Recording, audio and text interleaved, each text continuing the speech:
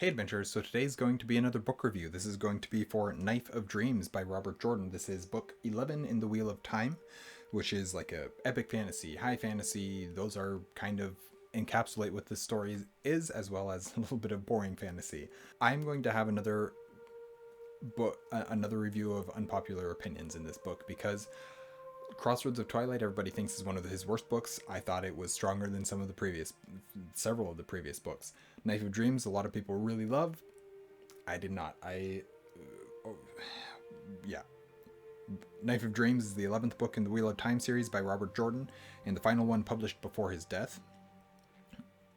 And I will get this out of the way right now.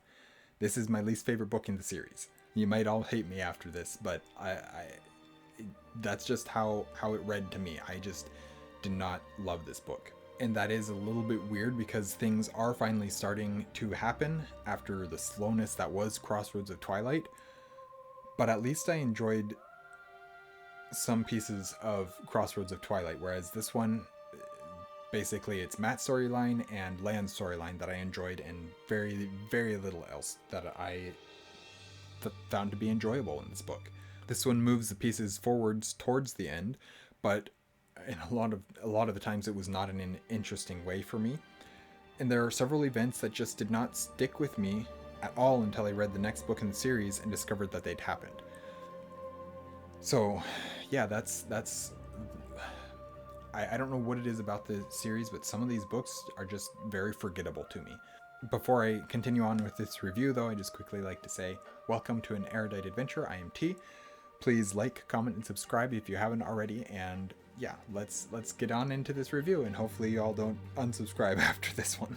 I do remember some from each of the main storylines of this book, meaning Rand, Matt, Perrin, and Egwene. We followed those four characters mostly in this book, and not so much a lot of the other characters. I don't even remember if Nynaeve, she did, I think. She does play some role in this book, but it's very, very small from what I remember. Even Lan's role, which is one of the storylines that I enjoyed in this book, is very small. But in each instance of these storylines, I didn't really find them to be very enjoyable at all.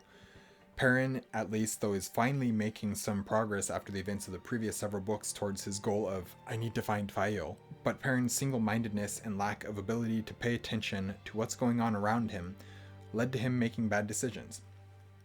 The frustrating part for me about this is it goes against the character that he has been throughout the rest of the series.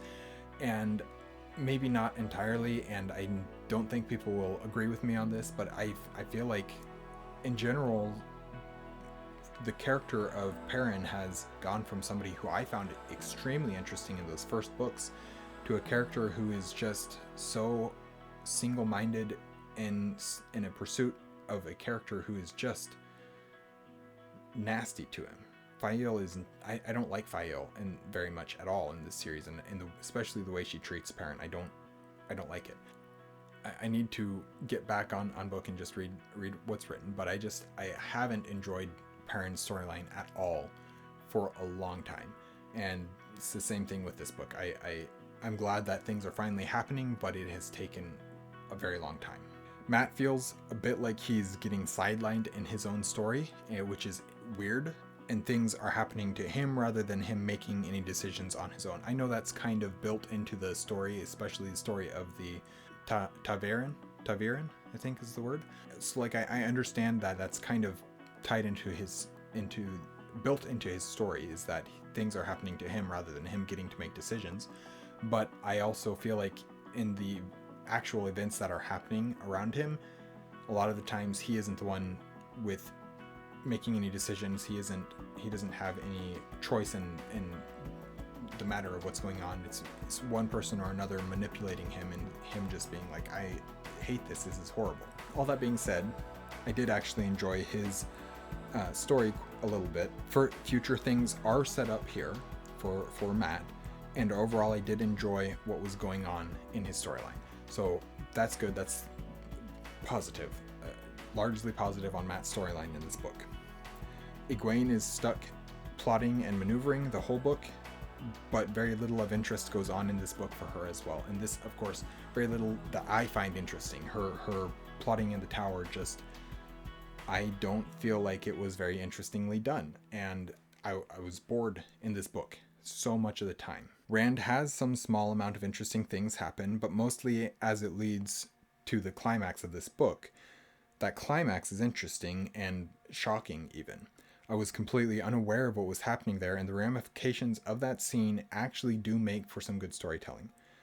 That one thing at the end of the book, while shocking, made me excited to see how these next few books turn out and what happens in the end. I feel like that's actually leading to some really interesting things.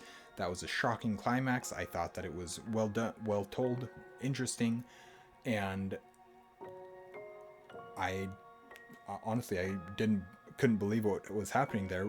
And then as I started thinking about what I know of the future, which is basically because I've looked at book covers, it makes sense, and I didn't realize that at all, which is kind of interesting, and that's kind of good. This is a plot point that had not been spoiled for me previously, and I appreciate that.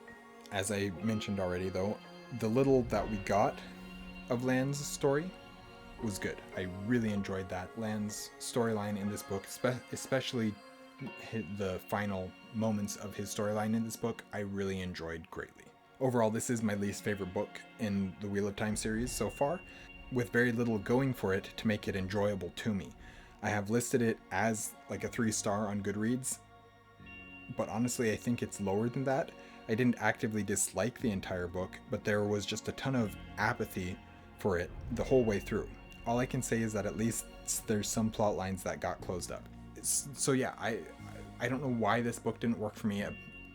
It seems like it worked way better for pretty much everybody else, but I just did not care for it at all. With a few exceptions, Matt, Lan ran at the end of this book, things like that. There's a few things that I did enjoy, but mostly all I can say is that I'm glad that storylines are actually moving now, and that's about it.